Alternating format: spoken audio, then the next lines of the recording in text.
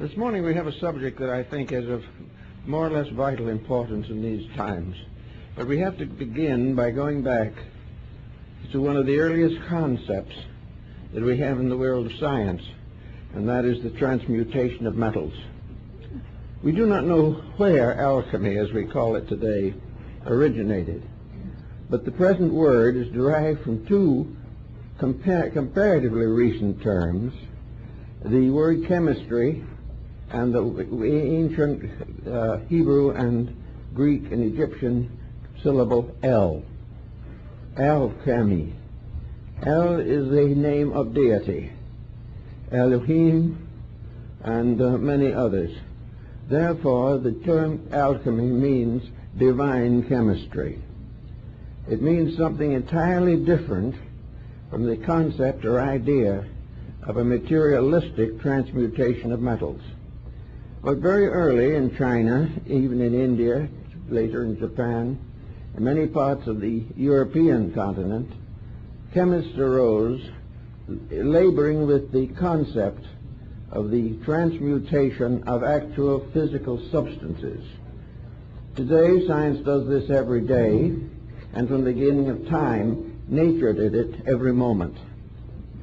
Actually, to deny that it is possible to transmute or transform a substance is not scientifically sound.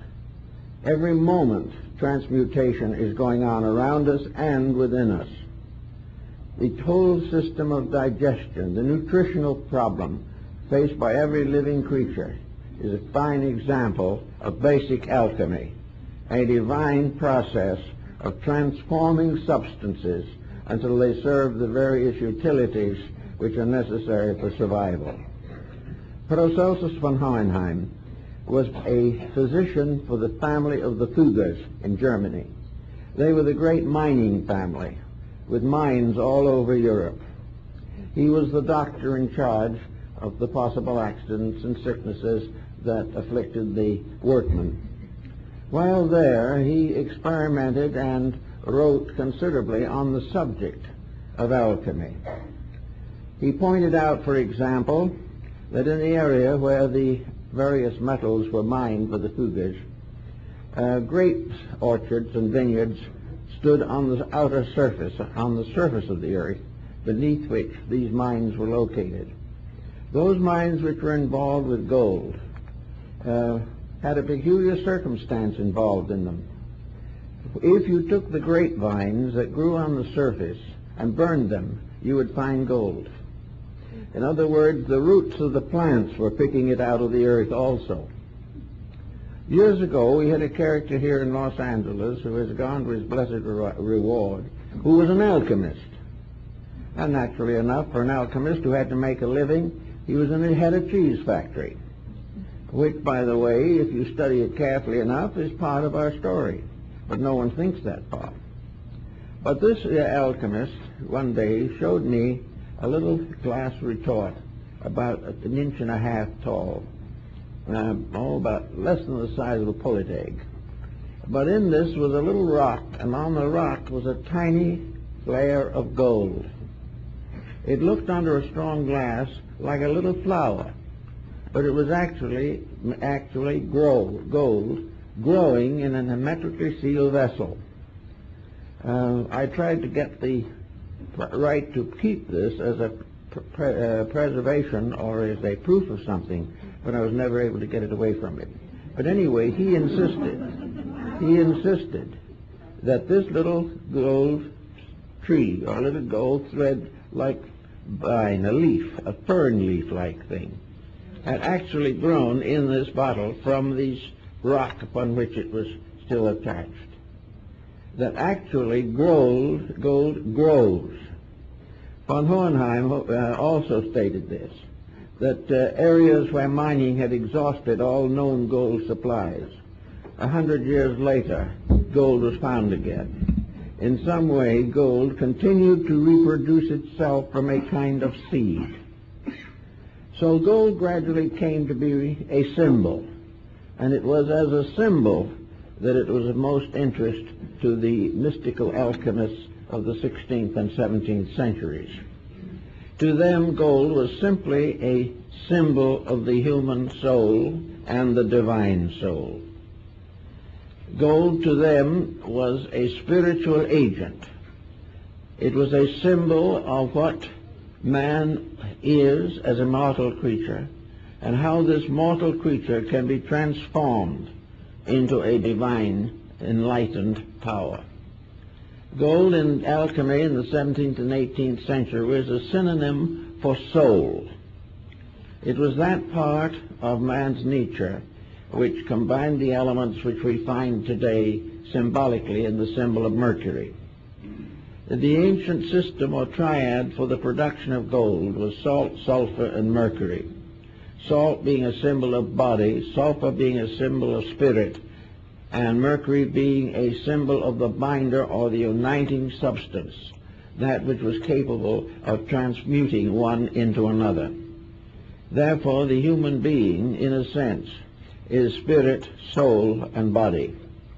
The spirit belonging to eternity, the body belonging to the earth and matter, and mercury a mysterious symbol to the combination or union of heaven and earth in the transmutation of life from a divided substance to a united essence.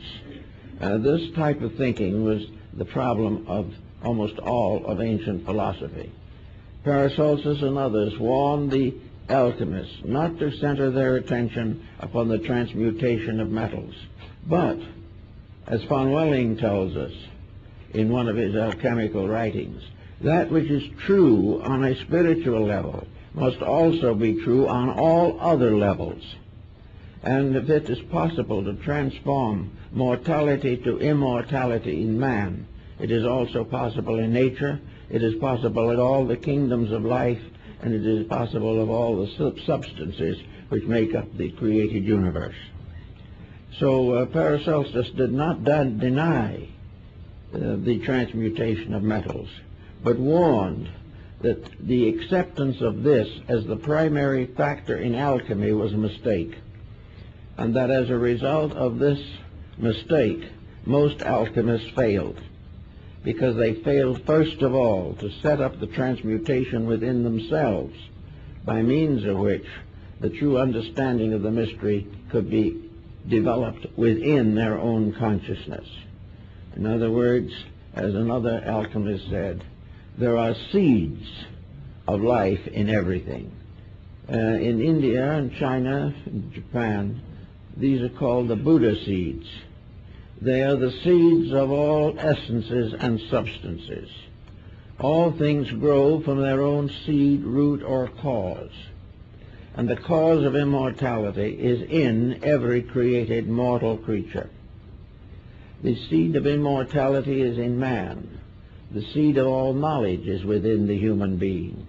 The seed of all hope and of all life and of all wisdom and all understanding, all these are locked within the individual. And they must grow as plants grow. They must gradually overcome the resistance of ignorance. They must day by day and year by year spread their life in all ways. The tree of wisdom grows from the human mind. The tree of love comes from the human heart. The tree of God comes from the eternal seed within the consciousness of the human being. So all of alchemy was primarily a release or a revelation, a transmutation of ignorance into wisdom, a transmutation of death into life everlasting, a transmutation of ignorance into wisdom. And all this was done by a very elaborate process. The secrets of transmutation are beautifully and symbolically set forth in a number of works. Many chemists were deceived by the terms, however, and felt that the formulas were purely physical, but they were not. They were all keys to the release of the infinite life locked within existence itself. Transmutation was transformation, regeneration, resurrection, restoration, reformation. All these things are releases of the seed of eternity within time. the seed of life everlasting in the symbolic substance of illusional disintegration. So we take this point of view a little bit to study the subject which is of great concern to us at the present moment, the regeneration of human society. Now, there are many attitudes on this particular subject. Many feel, for instance, today, in a general disillusionment, that the hoped-for restoration is far removed. Others doubt its reality, just as scientists have doubted that gold could be made from base metals, so politicians and diplomats doubt seriously that peace can be brought out of the confusion in human consciousness. Everywhere, dissolution, division, and mortality rules human relationships. This, however, is contrary to universal law. There is within humanity as a collective also the seed of its own regeneration. Everything grows from seed. Someone must plant the seed of peace, or there will never be seeds of peace in the world. In the book of Revelation, there is a tree that bears 12 manner of fruit, which is for the healing of the nations. This tree represents a truth, a reality, a great revelation, growing from a seed in human consciousness. Now, human beings today all have within them the seed of their own perfection. The perfection is not something added. It is something released. It is not bestowed. It is revealed through the internal structure of human consciousness. If we go back, for instance, to the period of Plato and Aristotle, we realize that when Plato died, there probably were not 20 copies of his dialogues in existence, and they were all handwritten by his disciples for their own use.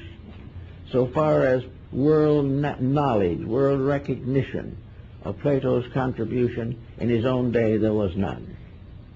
Whatever he attempted to do, he did, and when he finally passed out of this life, he left no institution behind him.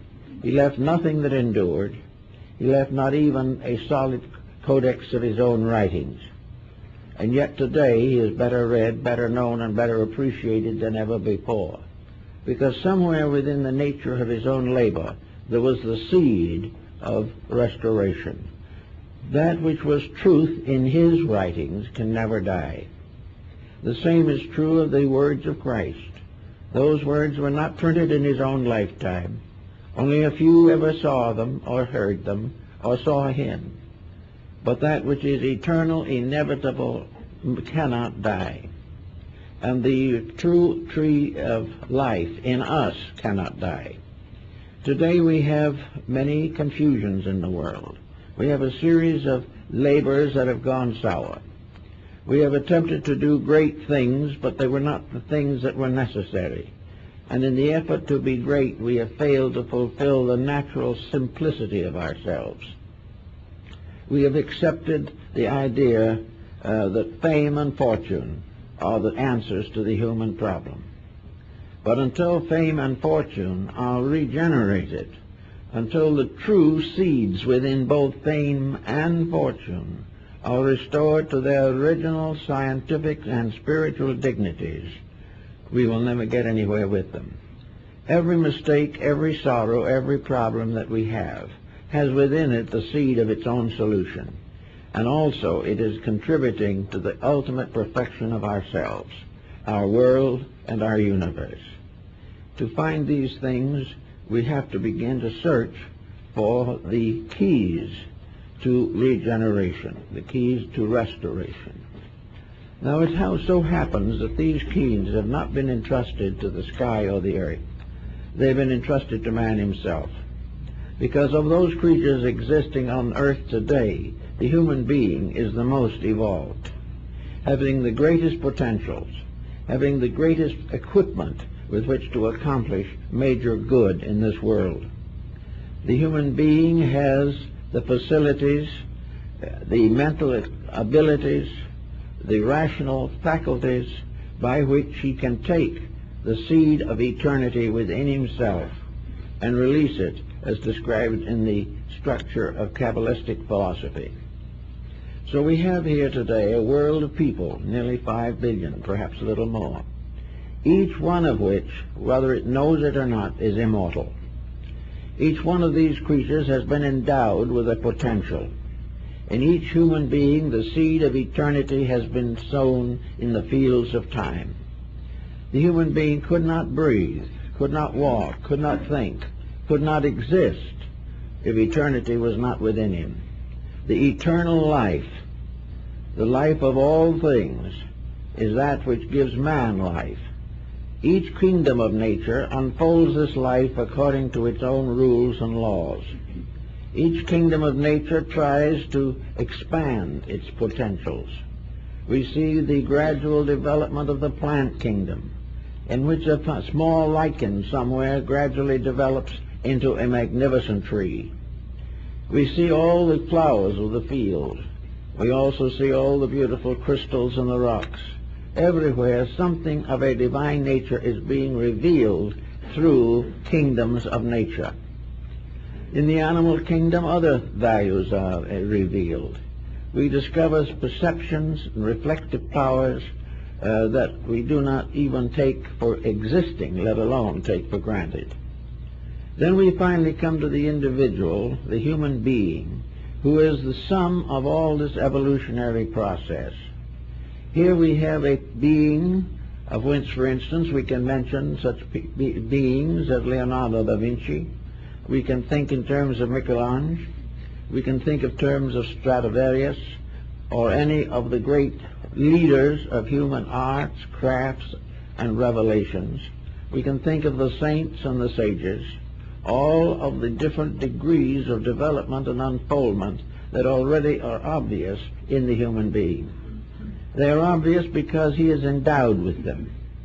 They are obvious because they are manifestations of the thing that makes him exist, and that is the divine seed of life within himself.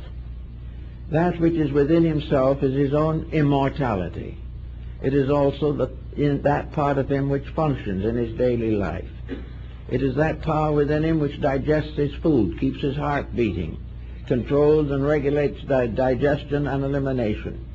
It is this same power that gives him the right to write a book, to make a great contribution in art or music or science or philosophy.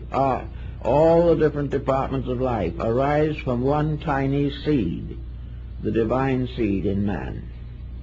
It is this one divinity which is the unit. This is the monad of existence. This is the one from which all things come, and yet all things in their infinite divisions are still one. From one source all knowledge arises. For one purpose all knowledge exists, and that is the perfection and growth of living things.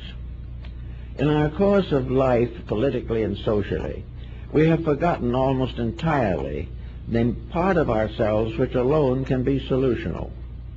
We cannot solve with the mind unless the mind is inspired.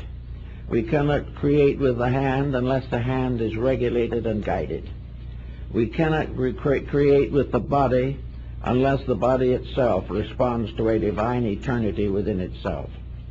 So here we are, human beings, each with a different kind of destiny, each dedicated to some purpose, each one hoping, fearing, believing, each one living and dying within a peculiar situation in which the real reason for the whole thing remains unknown. We do not today believe or realize the power of this seed germ within ourselves, which seed germ is eternity, hidden within the folds and regions of time. This inside thing is that which has to be released, and the release of this is the great secret of transmutations and transformations. Everything depends for its survival upon this submerged, hidden source of life within ourselves. It is the spark of eternity in us upon which we depend for everything. And when that leaves the body at death, it takes with it every activity, every process, except disintegration. This is one of the reasons why it seems as though in this world there's been a great overlooking of something. We have been trusting each other on a level which is not trustworthy. We have tried to work out our problems without bringing into focus the one solution that is possible, and that is the release of the eternal plan through ourselves. It is the same with nations. From the beginning, nations have been compound individuals. They have existed with temperaments and dispositions. They each have their own peculiar specializations in life. They have their languages, their customs, their arts, and many times their religions and their languages. All these are parts of a unit, and the unit of a nation is a kind of collective atom. For each atom is a personification of a racial, or a cultural, or a social problem or pressure. So in the atom problem we have the atom who is Greek, the atom who is Chinese. But we also recognize that each of these compounds is ensouled. Each one of them exists as itself rather than falling into chaos, because the entire structure is embodying a principle. The development of humanity, the tree of races, means that a life principle is flowing through all races. And these races become branches upon a great tree. And this tree is the tree of life itself. But every nation is part of that plan.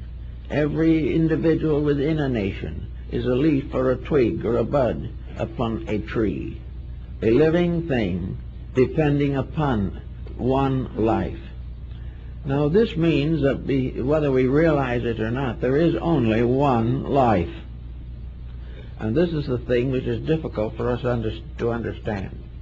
In our way of competition, in our way of self-centeredness, each individual competes with another and tries to outdo others. In strangeness it may seem, there is no one to compete with, because actually there is only one life. And all competition is a mistaken belief that this life can be controlled in one direction or another, when in the truth of the matter, the creatures must be controlled by that life principle. The principle is not divided. There is no such a thing in the principles of things as the various structures we set up and defend so stoutly. We defend our politics without realizing that all government rises from a tree, and that the root of this tree is in eternity. We believe all arts and sciences have their sources in the various geniuses which created them and which we regard as their patrons. Actually, our painting, music, literature, architecture, all these are trees growing from one root. Life in all of its manifestations is one life, diversified through expression and through creation, but never actually divided. If one of these arts should actually die, all would die with it, because it is part of one life. Now these various plants and things becoming like individuals, nations, develop characteristics. They develop likes and dislikes. They are influenced by longitude and latitude. And today they are influenced largely by lassitude. They are influenced by fable, by myth, by tradition, by heredity. All these things seem to divide these nations from each other. But as we find so clearly pointed out in the Shakespearean plays, some of them, especially The Merchant of Venice, every one of these various factors depends upon a common feeling, a common reality. If a child dies, does not its parent weep, regardless of race? If someone is killed in an accident, is there not a tragedy, whether we know that person or not? If a nation destroys itself, or tries to, is this not a catastrophe, regardless of what nation it is? Is it more beneficial to life for a small country to die than for a great one? All are one. There is only one nation, and that is the humanity itself. There is only one art, the art of living. There is only one science, the science of salvation. There is only one religion, eternal hope of good. So if we can begin to get this oneness out of to where we can see it, it can do a great deal with it. And yet to the average person, this oneness is more or less obviously necessary, but no one pays much attention to it. We think of each person coming into the world as an individual, free to do what they want to do, and that the life within them is bestowed in order that they may be able to do what they please. So the divine within us is used to advance the human and material ambitions that we develop. Each person seems to feel that he can build a different structure upon the one life which made him alive. He seems to believe or think that he can create a destiny for himself, using this one divine power as eternal life, but that divinity is merely a fuel which permits him to do as he pleases. That in spite of everything to the contrary, the individual is not responsible to anything for the use he makes of everything. This is a factor which we have never been able to completely overcome. But we're getting more and more into the situation where if we can't understand it, we're going to be in a very bad way. We are still hoping that some way, in some manner of our own conjecturing, that we're going to be able to arbitrate these differences, that each individual will be able to continue to do as he pleases, but in some way the power to please in a destructive manner will be reduced. I think the answer to this is something for science to give a lot of thought to, because the first thing we need to know now is the thing that science can't tell us, and that is, what is life? What is the eternal energy that sustains things? What is the mysterious seed from which all life comes? In what ground is mortality planted? In what part or field of space does evolution move?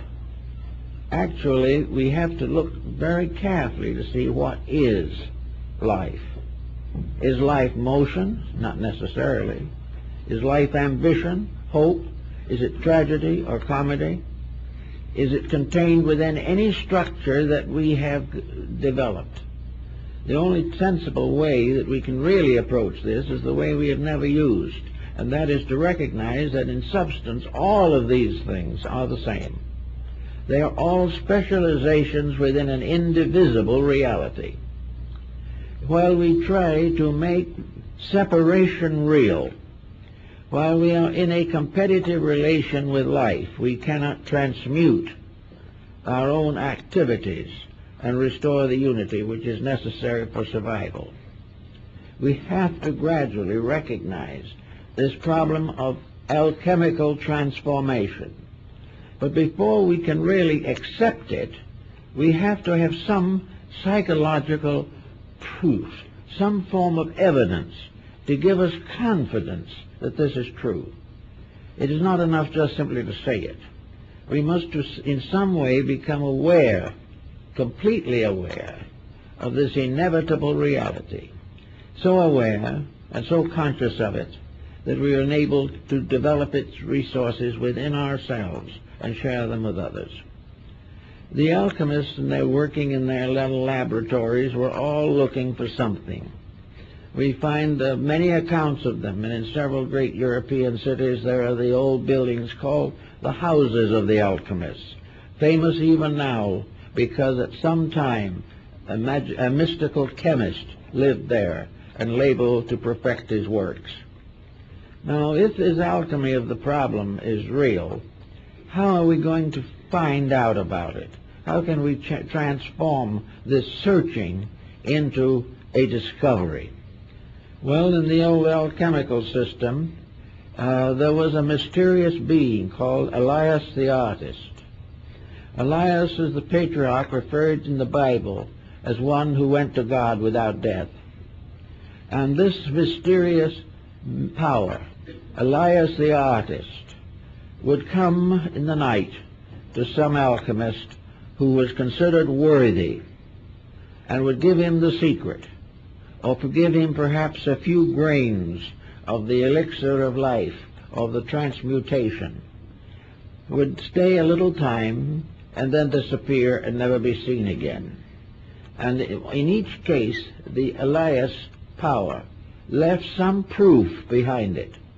It left evidence to the chemist himself that there was an answer, that there was a solution.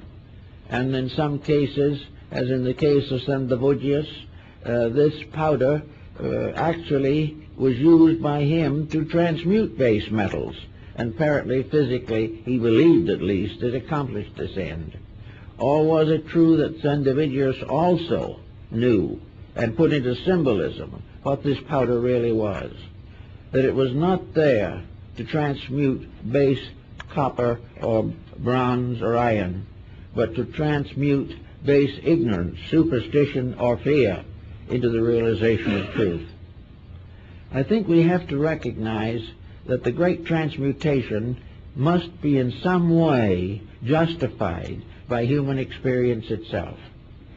We should be justified by the mere fact that we are alive, because the very existence in which we live has never been explained adequately. We do not know where we actually came from long before there were stars. We do not know where we are going after the last star goes out. We do not know what we are made of, except of substances that are held together by a strange magnetic chemistry. We know that we live from day to day upon life. We know that the very process of digesting food is an alchemical process. But we also must realize that this process goes to the acceptance and digesting of experience, which is another kind of food, a kind of food that nourishes the mind and understanding. That we must also experience the mystery of love, of divine acceptances of things. These are foods which must also sustain hope within the individual. Therefore, those things necessary for the attainment of the alchemical transmutation must be experienced within the person. He must become aware of these truths, and he must be able to apply them socially upon the different levels and parts of his society. He must understand what governments are.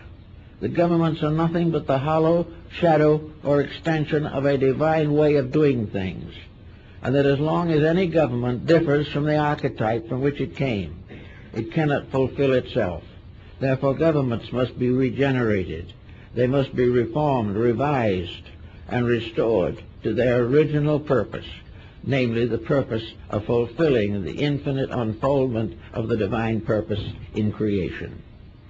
While governments are dependent entirely upon books and codes and creeds, or laws are passed only by those who are themselves ignorant of what law is, or where it comes from, or why it is, or what it must be, we are in trouble.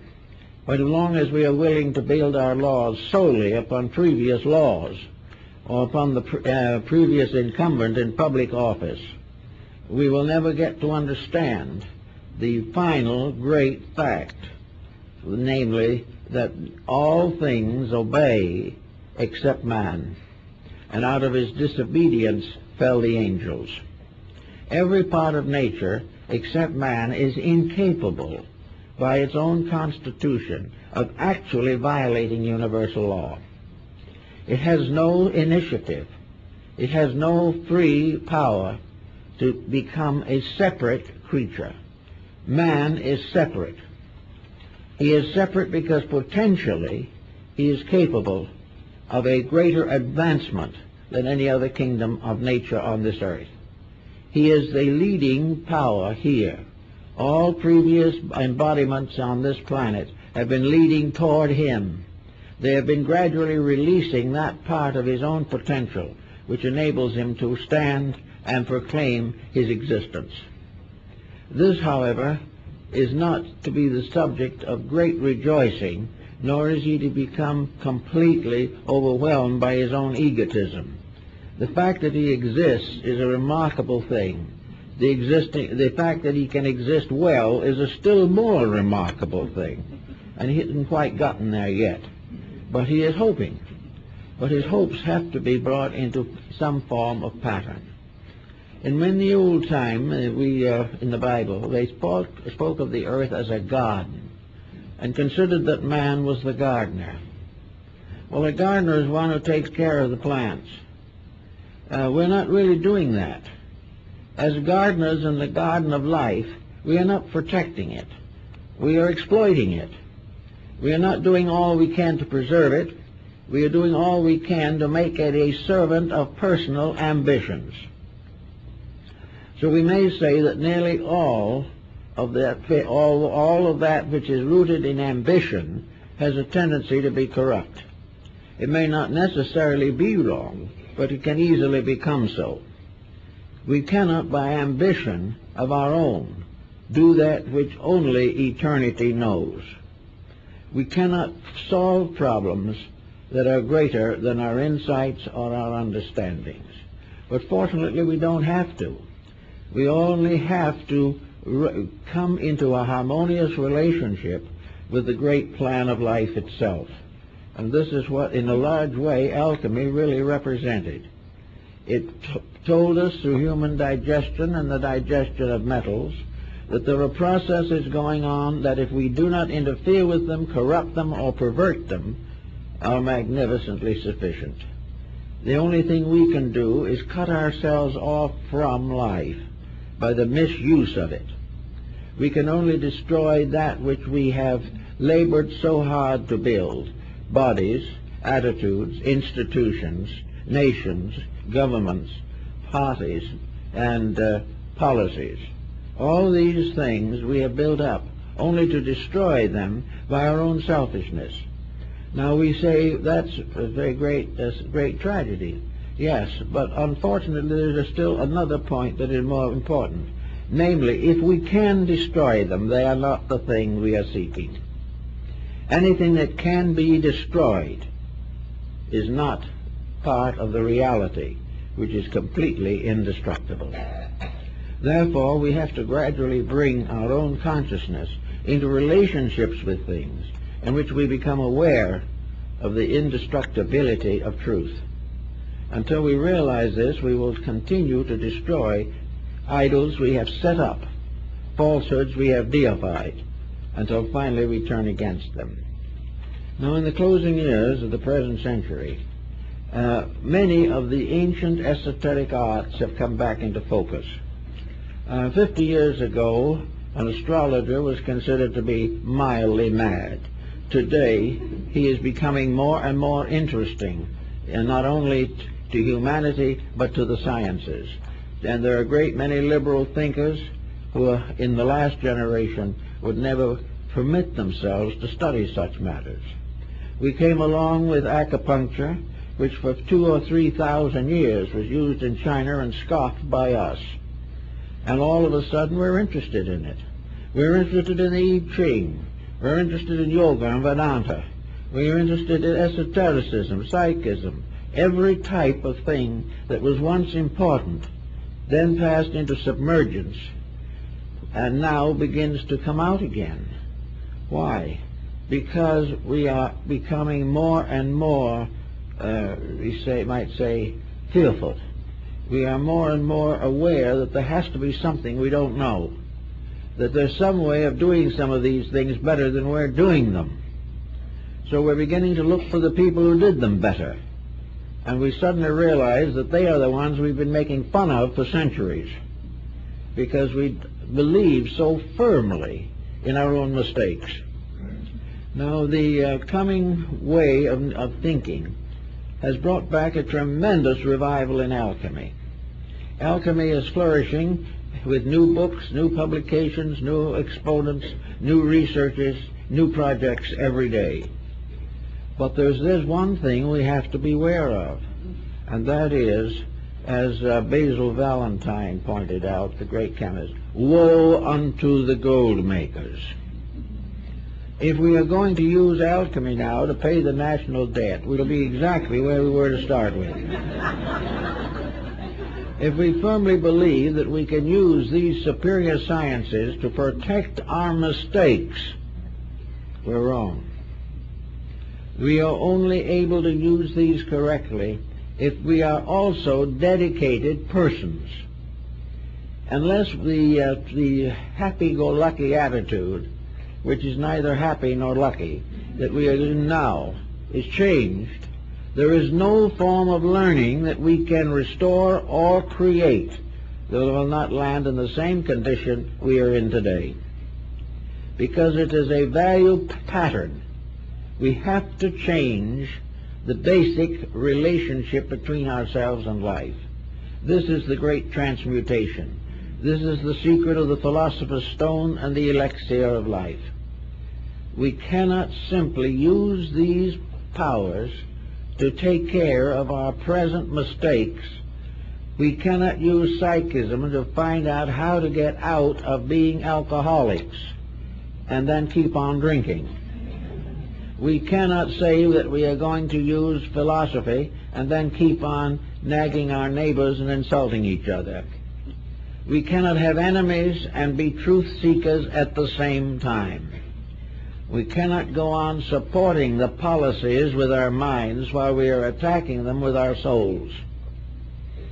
So out of it all comes the necessity of starting with the basic element of alchemy, and that is the person. Bamey and the Rosicrucian group in Europe, many other systems, have emphasized the point that regeneration begins with the individual, that only a person who has a proper internal relationship with life is willing to or capable of making the changes that are necessary. So somewhere in this process we must identify the pearl of great price, the seed soul in ourselves, something that is so mysterious, so minute, that it is like the proverbial mustard seed, that being the least among the seeds shall grow into a great tree. The search for the seed of life. And science should be seeking it. Everything should be seeking to know that which is locked within something so small and so abstract that we cannot even distinguish it or analyze it, and yet from which flows all existence, all condition, all progress, and all reality. Here is the tiny germ, which is the greatest thing in the world, far greater than anything we know. And it's in us, and one thing we can prove that. We can prove it by the fact that we're here this morning. We can prove it by the fact that we can raise a hand, that we can drive a car, that we can enjoy a bad program on TV. All these things are proofs of something. The fact that we like one thing and dislike another, believe one thing and disbelieve another, these are all evidences of the presence within ourselves of a power, of a life reality, a germ of eternity by which we exist. We are not the only ones. That germ is in everything. But in man it is a certain core. It is reaching further into the great world of needs. In other words, it is the basis of the fruit of life that we're all seeking. Here we are, able to think, able to play the piano magnificently, able to control and direct the actual forces that make up our civilization. All of these things are within our dispatch and within our area of possibility. We have already produced a great world, the modern world, but we have not ensouled it.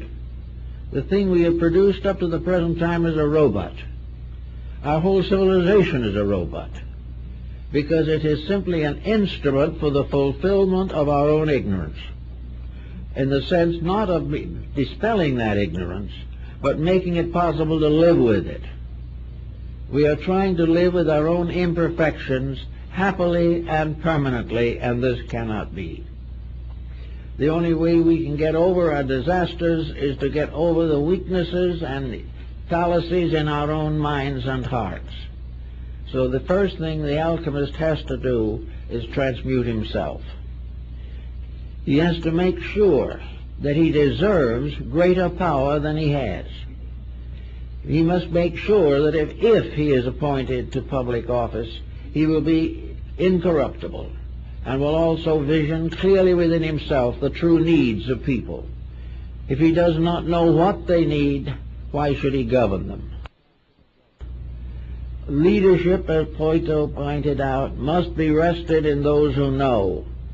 And those who know one thing primarily, that the entire universe is subject to immutable laws. Keep the rules and live, break the rules and die. It is as simple as that, except you can't really die. Death in this case means the destruction of the illusion. And if all you have inside of yourself is an illusion, then it may appear to be a hopeless end. But actually that thing inside, that mysterious seed, the soul seed, does not die. It cannot. It can be delayed. It can fall upon bad ground. And it can be, for some reason or other, taken away by the birds of the air. But that the seed itself cannot cease. So somewhere we've got to make peace with reality. If we don't make peace with it, we're not going to get the results that are necessary.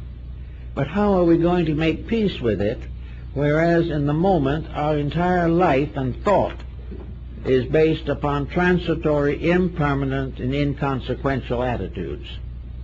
How is the average individual to become capable of ruling himself, let alone ruling anyone else?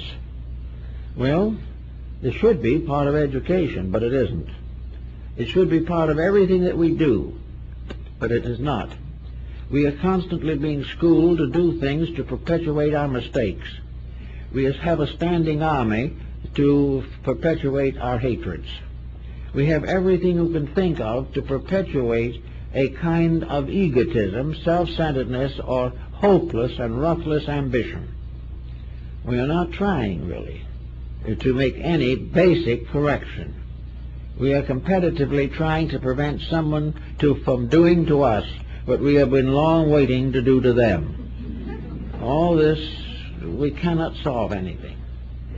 So comes a sacred art, an art maybe that was founded in the ancient temples of Egypt, perhaps earlier, an art which is recorded in the ancient Hermetic writings, the books of Hermes Trismegistus, found in the scriptural writings of all peoples, this mysterious secret art, secret science of personal redemption, personal renovation of character and of life.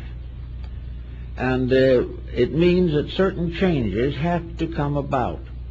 Now, in the Orient, there was a very elaborate system of esoteric disciplines set up to help the individual to cure these deficiencies in himself, to build up a personal, integrated being, a personality, a character, a temperament, a disposition, a unit within himself by means of which he can gradually come into the realization of the soul potential locked within him. This type of discipline and so forth, however, has run into bad times here in the West for the reason that it is being cultivated, at least in some cases, simply as a means of advancing the same ignorances it is supposed to overthrow. It is not being done because the individual wants to understand truth. It is because he wants to be wiser than someone else and benefit by it. So wherever these exercises are given to help the individual to be greater than his neighbor, danger lurks. If these exercises are to release him from those things which he has never corrected in himself, it's bad. If, however, it is a simple desire to find truth, not for self, but for the common good, then there is legitimate progress to be made. But all this progress begins with very simple things. We have these powers. We have within ourselves this seed of eternity, this tremendous dynamo, this enormous, incredible current of life.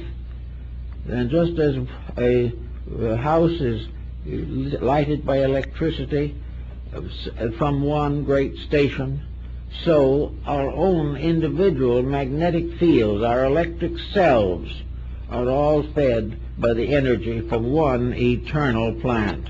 And that eternal plant is the divine life. But that energy is living energy, conscious energy, wise energy, loving energy, and not simply blind force. So in order to manage and work over these problems, the individual must begin his own alchemical researches. Of course, as in the older days, he will be ridiculed, and in many cases the alchemists was persecuted. Some of them actually died for their beliefs. There were martyrs in all fields of human regeneration. But still, regardless of all these things, we have to go on to try and find a way to reaffirm our own total unity, the unity of all that lives, that we are of what Buddha called a vast commonwealth, that we are a kind of cosmic commune in which all existing things are citizens of one life principle, one life world. Visibly, we can't see it as so small. If we had the eyes of Bamy or Emanuel Swedenborg, we would see it because it extends beyond all conception. It is more vast than the vision of Dante. It is a tremendous situation in which, could we see this cause, it would no longer be a tiny little thing that we can't find. It would burst into something that covers the universe from end to end with eternal effulgency, filled everywhere with life and meaning and reality. Now, man, as St. Thomas Aquinas has taught, is equipped to handle this.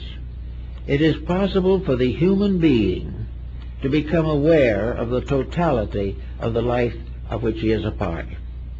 He must grow up to this, but until he grows up to it, he must continue to pass through the tragedies of ignorance. We are all going to make it, there's no question about that. But we can make it easier if we know what we're doing. And we can make it easier if we say to ourselves, for instance, that in our own inner life there is a stream of life. There is a mysterious river that flows out of paradise. There is this mysterious source of life, this energy, that we're going to use every day. We're going to use it to learn to walk. We're going to use it to learn to speak. We're going to learn it and use it to build a house. We're going to use it for all kinds of labors, this one great energy. And we are releasing it little by little, because if we released it all at once, it would destroy us. It would be far too great for this body to maintain the challenge of a wisdom far more perfect than itself. So we only gain a little insight at a time. But we can, by a little effort of our own, become aware that we have a responsibility to the fact that we are alive. Nothing is here for no reason. Everything has purpose. Each individual, when he reaches maturity, has become a custodian of life. He has become part of a great living mechanism. He has become part of a tremendous flow of energy, energy which he cannot master, but which he can learn to use. As he uses it, he no longer abuses it. And when he gets to the point where he can transmute his own mistakes, where he can begin to see the things he did not do well and try to do them better, when he comes to this condition, he is already well on the way toward an enlightenment. Now, what are the immediate fruits of this enlightenment in terms of alchemy? Those who possess this power, this mysterious elixir of life, who are masters of the golden stone, these individuals still live here just like everyone else. They are forbidden by the rules of their orders to even reveal that they are different. They live in this world but not of it. They have a tremendous life inside themselves and are not dependent upon the encouragement of their neighbors for survival. They cannot be captured within the framework of a bad law.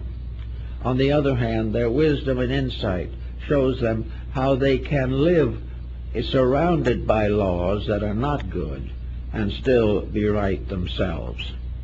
Actually, the alchemist is no longer just a citizen of the country in which he is born. This point was well made by the Greeks and by many of the ancient peoples. Namely, that it is a mistake to assume that there are only certain realms in which the human being can function. There are not only the gods above of the Greeks and mortality below. There are something in between. This in-between thing has been in theology made into the hierarchies of the angels and archangels and so forth. But in the classical times, there was a state between mortality and divinity, and this was the state of the heroes, the heroic state. Or as one Rosicrucian said, there is a race that exists on a plane above us, made up only of those who have been born into it through their own wisdom. And they are called the servants of the Generalissimo of the world. So this race, so to say, this superior order, this heroic order, is composed of those who in this world have achieved freedom from negation and have dedicated themselves with those who have gone before to the ultimate service of all that lives. These heroic powers, which we develop through our own integrities, become the basis of a release from the mistakes that have been made. Once we have this correct inside knife, we know why things happen to us. We are no longer moved by the things that we call joy and sorrow.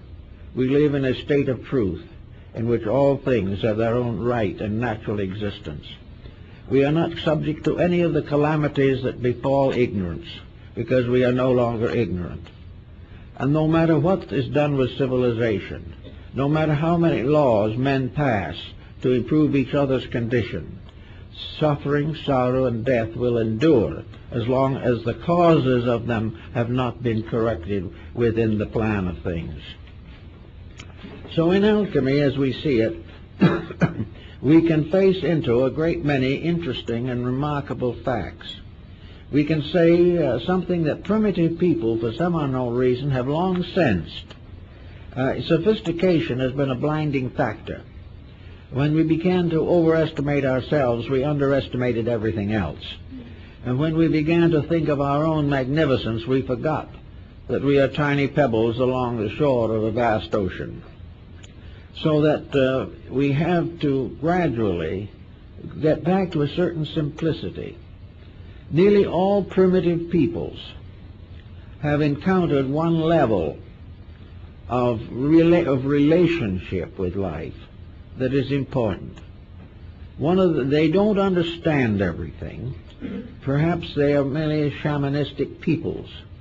But they do, most primitive people, have a realization of the tremendous integrities of some power, something greater than themselves. On various levels they interpret this power. To some it's ancestor, to others it's totem, to some others it's the beloved dead, to still others it is monados, or great ones who walk among the mountains. But in every case, these people have a natural esotericism. They have natural mystical qualities. which they have not outgrown by sophistication.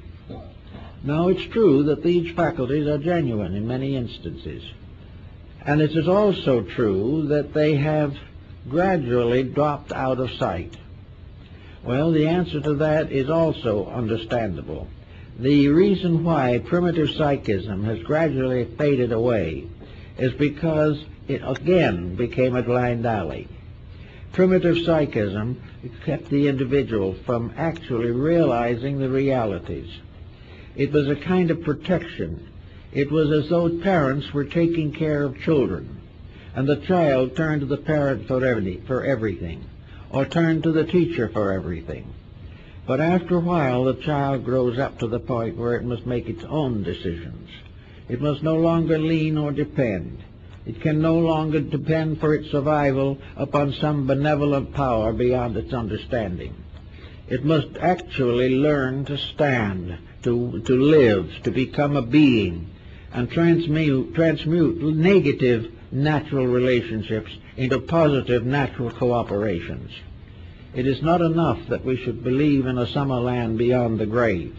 It is that we should have the intelligence and the intellect to use all of our extrasensory perceptions as nature intended, service, to use them entirely to help to discover this divine reality, which is the end and goal of our search while we remain in the human stage of development. So we have to keep on working with this problem. We have a lunch and we eat something, and this something mysteriously gets absorbed, transformed. We don't tell the stomach what to do. Sometimes we put it in a position where it can't do anything. Under such conditions, it becomes a little resentful. Then we bring out the bicarbonate of soda. But all the processes of the body, from the beating of the heart to the nutrition of cells, everything that happens within this circumference of our skin is incredible.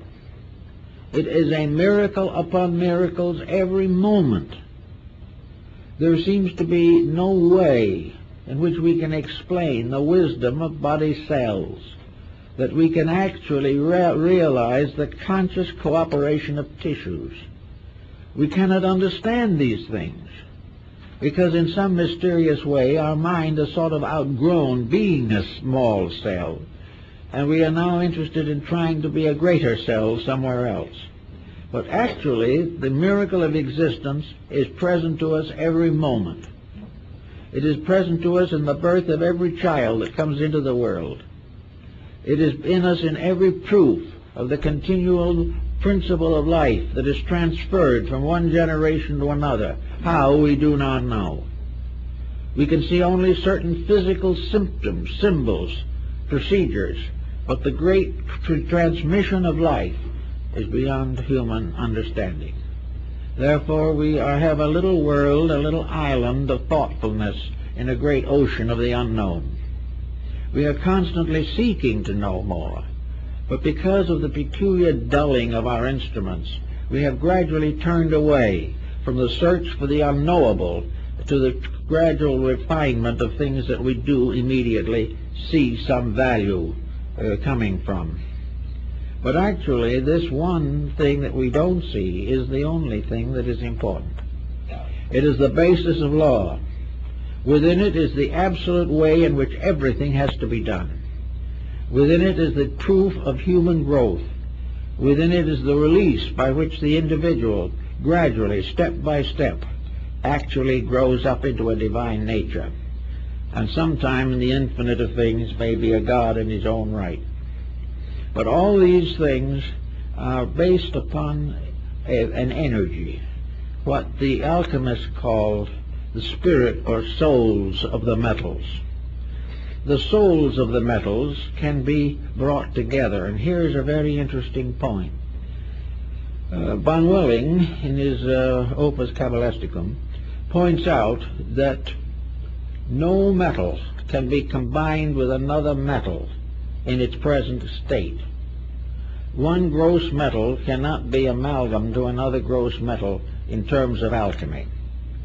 Before an element can become mingled with another element, it must be sublimated itself and its own individuality overcome. It must cease to have separateness before it can be united with anything else. Therefore, the essences of the metals can be combined, but the bodies of the metals cannot be combined. To form, that is, they can be combined on a physical level for purposes of hardware, but not in terms of mystical understanding. So before any form of knowledge can be united to another form of knowledge, both of these elements must be subjected to and reduced to their principle. Therefore, we have to go behind what is known.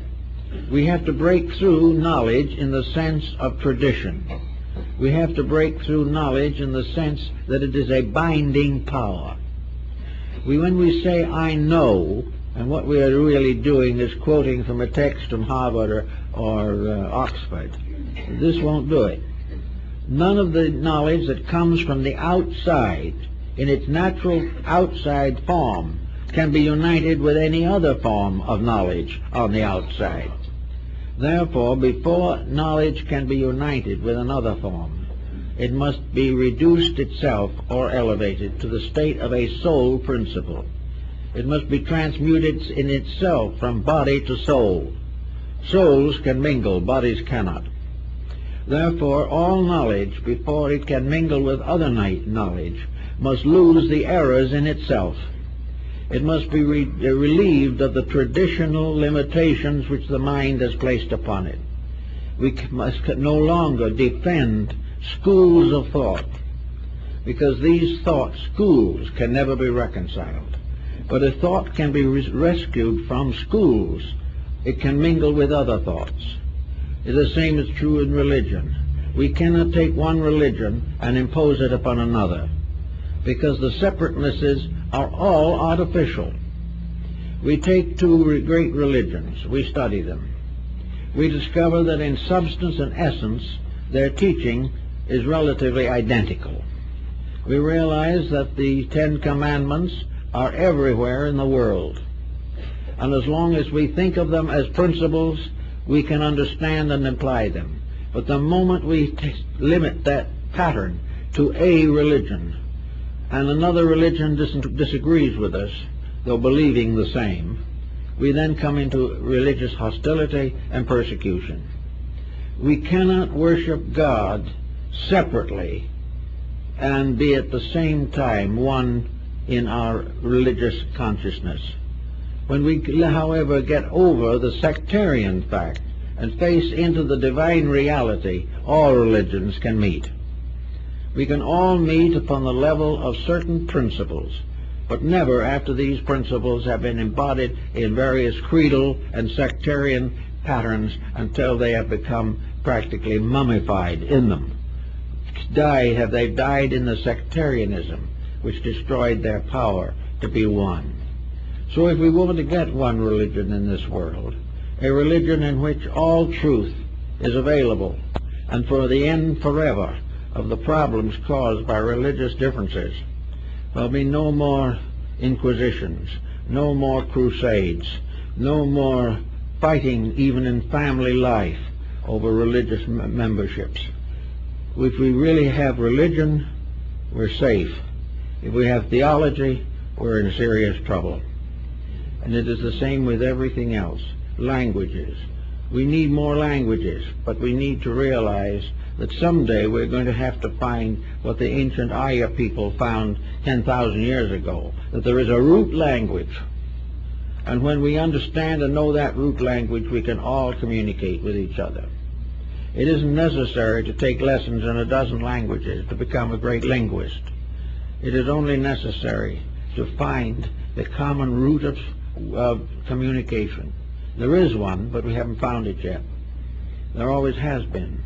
In medicine, there is only one art, the art of healing. There are all schools of medicine. There are all opinions, much of it developed by laboratory research. Much of this is useful, no one denies it. But nearly all of it is limited to fighting the problems of the body. We take sickness and try to cure it. If we had the common understanding of the alchemy of healing, we would not have to cure it because we would not cause it. We are fighting constantly to get over our own mistakes. But if once, somewhere along the line, this principle of unity can take over, and we can find in oneness of character and conduct a great release. We get a shadow of this, of course, even now, in the things that are happening. We are being warned against certain indulgences and certain mistakes. Medical science says if you don't take on cocaine, you're not going to have to suffer from the consequences. Although this is perfectly true. But there should be something else, deeper, that prevents the individual from even considering the use of cocaine. It is not a matter of curing against a whole public mass of people who want to do as they please. The problem is that there is one right way, and that right way transmutes all the mistakes that are dependent upon that particular right way. So in politics and in all these problems, we have to realize that there is a divine government. There is a government of realities. There is a government which we have all been seeking for a long time. And to gain it, we have to realize that this government is the same thing exactly as that which we must impose upon ourselves. Our own bodies contain more living units than inhabit the earth at the present time by many, many times. Yet we have no great problems with them because they are occurring within a disciplined pattern. The same way we have to discipline society. There has to be a relationship between man and nature. What we should be striving for every moment is to find the ways by which all complications are resolved. This is the transmutation process. Selfishness must be transmuted. It is not destroyed. It is given a form of idealistic regeneration. Every fault that we have is a virtue misapplied. It is something that should be done differently. But we don't destroy energies. We simply give them an opportunity to express the best of themselves. So this alchemy probably is going to go on for a little while during the present century and into the century that is yet to come. We are beginning now, and while it's not easy, we are beginning to realize that we cannot do exactly as we please. That if we insist on trying to succeed at the expense of everyone else, we will all fail together. This is not the way it is done. It is not that we are here to get all we can. We are here to give all we can. We are not here to dogmatize. We are here to learn. And education is the problem of the gradual search for the sovereign reality. And this sovereign reality has always been a matter of the highest spiritual development. It is something in which here and there one will arise, born or cultivated, by his own or her own inward values becomes aware of the facts. And maybe not yet has anyone been aware of all the facts. But we are gaining step by step the first big lesson. And that is that there are rules, the game of life, and these rules are not made by human beings. These rules are inherent in the life principle itself. We cannot misuse life without sorrow. We cannot take something that is intended for the common good and try to apply it only to ourselves so that we may have special profit. This will not work. So we watch around us. We see things that a lot of people feel very unhappy about. But we also realize gradually that our own fumbling is becoming unendurable. We are in trouble every minute. We are in trouble because we have gradually complicated our mistakes. When we were a small group of people living on a large planet, our mistakes sort of faded away. Everyone took his mistakes to the grave with him. Now, however, these mistakes are being circulated through one nation after another. All of a sudden, we are one vast family. We are in one humanity in conflict and stress with parts of our own family. Everywhere, the struggle for survival has been multiplied in its intensities, and the survival idea has been lost. We are all struggling not for survival, but for domination over others. So this keeps on going, and all of a sudden it looks pretty bad. We can see now what we couldn't have seen 25 years ago. And actually, this is growth. We are now bewildered. We are intimidated. We are at loss. We do not know what to do next. We do not know where to turn for instruction. But we are therefore in the condition of the prodigal son, who has wasted his substance in riotous living, and has now repented and is trying to find his way back to his father's house. And this is what we're all doing, whether we realize it or not. We're all trying to find a way to correct the mistakes that exist. And the mistakes exist are scientifically controllable.